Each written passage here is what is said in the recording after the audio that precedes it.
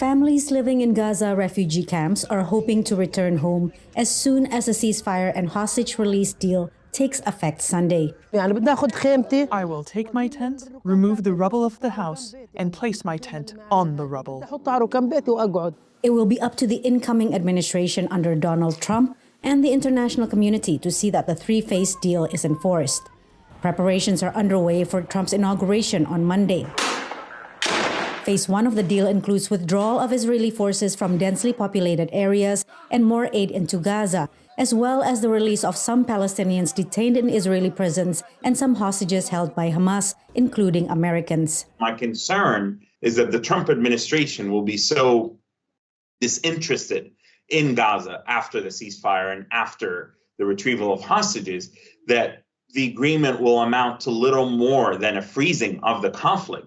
And this will be disastrous for the people of Gaza.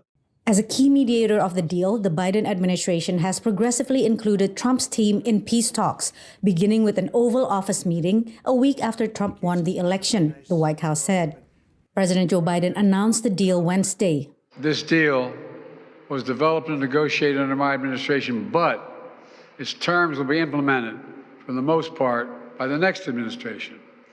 In these past few days, we've been speaking as one team. Trump took credit immediately after the deal was announced, saying it only happened because of his victory.